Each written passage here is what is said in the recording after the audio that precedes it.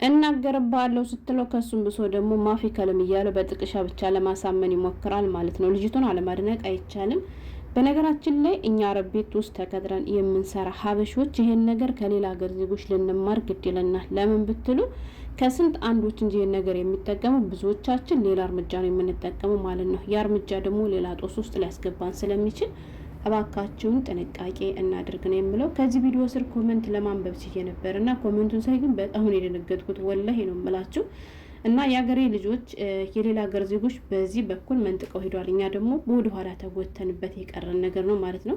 ብዙ ጊዜ አይታችሁ ከሆነ የመዳም ባል እንደዚህ ያደረገኝ፣ የመዳም ልጅ እንደዚህ ያደረገኝ፣ የመዳሜ እንደዚህ ያደረገችኝ እንላለን አይደለ? ህግ ፊትም ሆነ ከሚረዳን አካል ፊት ቀርበን ማስረጃ ያላቸው ወይ ተብለን ስንጠየቅ ግን መልሳችን ምንድን ነው የሚሆነው?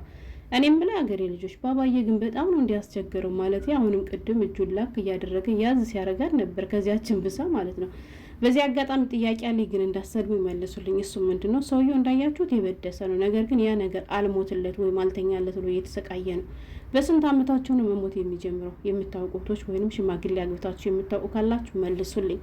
አሰላሙ አለይኩም ወራህመቱላሂ ወበረካቱ። ክርስቲያን ወገኖቼ ሰላም ብያለሁ። እንዴት ናችሁ? እኔ ያለው አልሐምዱሊላህ መይሙ ሸቃሊት ነኝ። ዛሬም በአዲስ ቪዲዮ መጥቻለሁ። አብራችሁን ቆዩ። ለቻናሉም አዲስ ከሆናችሁ ላይክ፣ ሰብስክራይብ በማድረግ ቤተሰብ ሁኑ። ውድ ቤተሰቦች የሀገሬ ልጆች የዛሬ ቪዲዮ ጠቃሚ ቪዲዮ ነው። በነገራችን ላይ እኔ ሸቃሊት እህታችሁ የማይጠቅም ነገር ይዤ አልመጣም፣ የሚጠቅም ቢሆን እንጂ ማለት ነው። ሰምታችኋል። እናማ የሀገሬ ልጆች የዛሬው ደግሞ ለየት ይላል። ጉድቤ መዳም ጉድቤ ሸቃሊት ወላሂ ነው የምላችሁ። ልጅቷ በጣም ጀግና ነች። እኔ የገረመኝ እንዳልኳችሁ ጥያቄ ጠይቄያለሁ። ሁለተኛ ስለዚያ ነገር ማውራት አልፈልግም። የምታውቁ ብቻ መልሱልኝ ማለት ነው። ከሌላ ሀገር ዜጎች መማር አለብን ያልኳችሁን ነገር በመጀመሪያ ልንገራችሁ። ብዙ ጊዜ አይታችሁ ከሆነ አሰሪ እንደዚህ ያደረገችኝ፣ አሰሪ የደበደበችኝ፣ አሰሪ እንደዚህ ያደረገችብኝ፣ የመዳሜ ሊደፈረኝ፣ የመዳሜ ባል ደፈረኝ፣ የመዳም ባል እንደዚህ ያደረገኝ ምናምን እንላለን አይደለ? እንዳልኳችሁ ህግ ቦታ ሄደንም ሆነ የሚረዳን ሰው ሄደን ስንጠየቅ ማስረጃ አላችሁ ወይ ተብለን ስንጠየቅ መልስ የለንም። ምክንያቱም እኛ ሀበሾች የለመድነው ነገር ሁሉንም ነገር በጉልበታችን ለመጋፈጥ ብቻና ብቻ ነው። ያ የጉልበት መጋፈጡ ደግሞ በዚህ ዘመን አይሰራም። ለዚህም ነው የሀገሬ ልጆች ከሌላ አገር ዜጎች እንማር ያልኳችሁ። ገብቷችኋል? የሆነ ነገር ሲደርስብን አፋችን ከመክፈት እጃችን ከማንሳት ይልቅ ለማስረጃ የሚጠቅመንን ነገር ለኔዝ ግድ ይለናል ማለት ነው። አሁን ላይ በቃ ዘመኑ ይሄ ነው። ገብቷችኋል? እናንተ አንስታችሁ ብትደበድቡ፣ እናንተ ብትደበደቡ፣ ምን ብትሉ ሀታ እናንተ ተበዳይ እንኳን ብትሆኑ ማስረጃ ከሌላችሁ ይላችሁ። ገብቷችኋል? እንዲሁም ለምሳሌ ይቺ ልጅ አይታችኋታል አይደለም? እንግዲህ እሷ የምትሰራው አረብ ቤት ውስጥ ነው።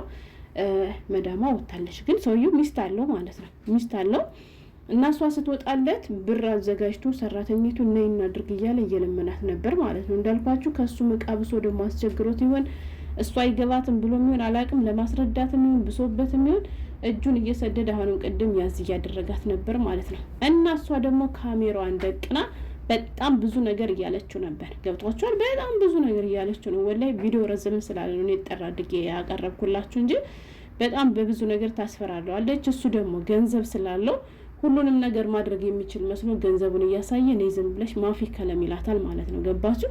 ከሱም ብሶ ያልኳችሁ ለዚህ ነው። ማፊ ከለም ነይ ዝም ብለሽ በቃ አንዳንድ ቀፎች ብር ካለ ሁሉንም ነገር ማድረግ የሚችሉ ስለሚመስላቸው እኛ የተሰደርነው ብራትን ስለሆነ ስላወቁ ያን ነገር ካገኙ ብሩን ከተቀበሉ ማድረግ ይችላሉ ብለው የሚያስቡ ቀፎች አሉ። ግን እኛ የምንፈልገው እንደዚህ በቆሻሻ ስራ የመጣን ሳይሆን በላባችን ሰርተን የምናገኘውን ነገር ነው። እና ልጅቷ ግጥም አድርጋ ይዘዋለች።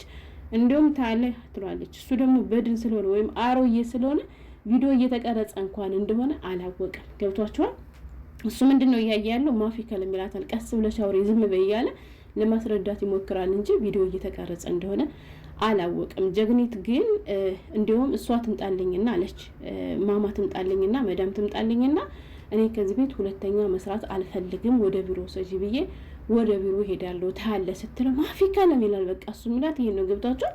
በቃ ሰው እንዳይሰማው ነው እሱ የፈለገው እንጂ ማስረጃ እያያዘችብኝ ነው ምናምን ነገር የሚለው ነገር አላለ። የሀገሬ ልጆች አሁን እቺ ልጅ አይበለውና በተኛችበት ወይም በሆነ ነገር ሆና ይሄ ሰውዬ ቢደፍራትና ጽንስ ቢፈጠርባት ወይም ደግሞ ስራ ላይ ሆና ቢደፍራት ደፈረ ብትል በባዶ ማለት ነው። ገብቷቸዋል? አንድ በጊዜው ወደ ሕክምና ወስዶ ለማስረጃ የሚሆን ነገር በምርመራ ለማግኘት አስቸጋሪ ነው። ምክንያቱም የራሳችን የሆነ ሰው ስለሌለን ማለት ነው። ገባችሁ? ግን ይቺ ልጅ የሆነ ችግር ቢደርስባት ነገ ህግ ፊት ዳ ብትከስ ማስረጃ አለሽ ወይ ብትባል አዋለኝ። ምክንያቱም በተደጋጋሚ በፊትም እንደዚህ ያድርግ ነበረ፣ እኔ ያለ ፍላጎቴ ነው እሱ ሲያደርገው የነበር ብላ የቀረጸችውን ቪዲዮ ማሳየት ትችላለች። እንዳልኳችሁ ከዚህ ቪዲዮ ስር ገብቼ ኮመንት ለማንበብ ችዬ ነበረ። ኮመንቱን ሳይ በጣም ነው የደነገጥኩት ማለት ነው። የማን ኮመንት? የኛ የሀበሾች ኮመንት ማለት ነው። ምንድነው የሚለው መሰላችሁ? ለምን ግን ጭላቱን አትለውም? ለምን አናቱን አትለውም? ለምን እንትን አትለውም? እንዲህ ያማችኋል እንዴ ሰዎችዬ? እሷ ብልጥ ነች፣ እንደናንተ ሞኝ አይደለችም። ገብቷችኋል?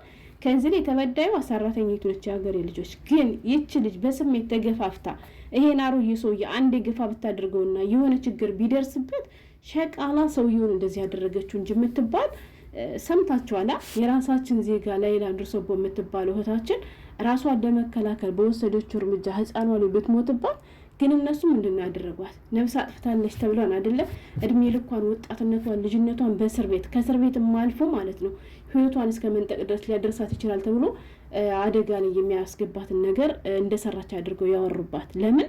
ያኔ እሷ ሌላ አማራጭ ስለሌላት በቃ ለመከላከል ያደረገችው ነገር። ግን ዋናው ጥፋተኛው ቀድሞ ተጠያቂው ማን ነው? ሰውየው። እሱ ባይተናኮላት ኑሮ ያንን ነገር አታደርግም ነበር። ምን ልላችሁ ፈልጌ ነው እናንተ ኮሜንተሮች ለምን አፍንጮን አትለውም? ደግሞ ለዚህ ደግሞ ምናምን ብዙ ኮመንት አለ በነገራችን ላይ።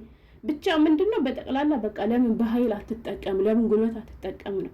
ይሄን ሽማግሌ ነካ ስታረገው ሂዶ ፊር ቢልባትና እናትዬ ስንት አላማ ያላት ልጅ ማለት ነው እድሜ ልኳን በእስር ቤት ማቃማቃ መጨረሻዋ በሰው ሀገር አንገቷ ተቀልታ እንድትቀረው እንዴ የምትፈልጉት?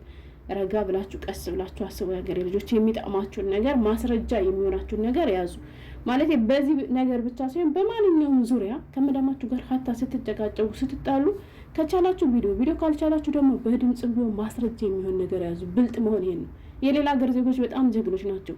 ገብቷችኋል? እንደዚህ ያልኳችሁ ልጅቷ የኛ ዜጋ አይደለችም፣ የኛ ዜጋ አይደለችም። ይሄ ነገር እየተደረገባት ያለች የሌላ ሀገር ዜጋ ነች። ግን እሷም እኮ አለኝ ሽማግሌ ገፍትራ በጉልበት ዞር ምናምን ብላ እኮ ማለት እኮ አላቃታትም። ግን ለምን ምን ይጠቅማታል እንዴ? የሚጠቅማትን ማስረጃዋን ያዘችው። እናማ ሞኝ አትሁኑ፣ ራሳችሁን ጠብቁ፣ ጥንቃቄ አድርጉ ነው የምለው። ሽማግሌ ነው ብላችሁ ደግሞ ቀረብ የምትሉ ልጆች ደግሞ ከዚህ ተማሩ። እናት እኔ በጣም ነው የገረመኝ ወላሂ። በዚህ እድሜው ግን ሁሎችም አንድ ናቸው ላችሁ አልችልም። የኔ አባቴ ስደት አባቴ ለምሳሌ ልክ እንደኔ አሰሪ ያላለ ወላሂ በቃ እኔ እንጃ። እኔ ወይ አምኜ ስለቀረብኩትም ደግሞ ያመንኩትም ደግሞ ዝም ብዬ አይደለም። የሀገሬ ልጆች ቀላል አመት አይደለም የተቀመጥኩበት። ገብቷቸዋል።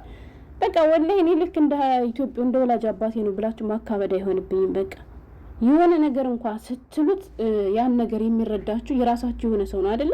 እሱ ማለት ልክ እንደዚያ ነው። ይሄን ያክል አመት ስቀመጥ አንድ ቀን እንኳን ፊቱን አጥቆሮብኝ የማያውቅ ሰው ኧረ አላውቅም። ሲጀመር ጌቶን የሚፈራ ሰው ደግሞ እንደዚህ አያደርግም። እሱ በጨለማ እንኳን በዚህ እድሜው እየዳሰሰ ሄዶ የሚሰግድ ሰውዬ ነው። እና እንደሱ ያሉ መልካም ሰዎችም አሉ። ሁሎችም አንድ አይደሉም። በእርግጥ ግን ደግሞ ምንም ይሁን ምንም መጠንቀቁ አይከፋምና ጥንቃቄ አድርጉ።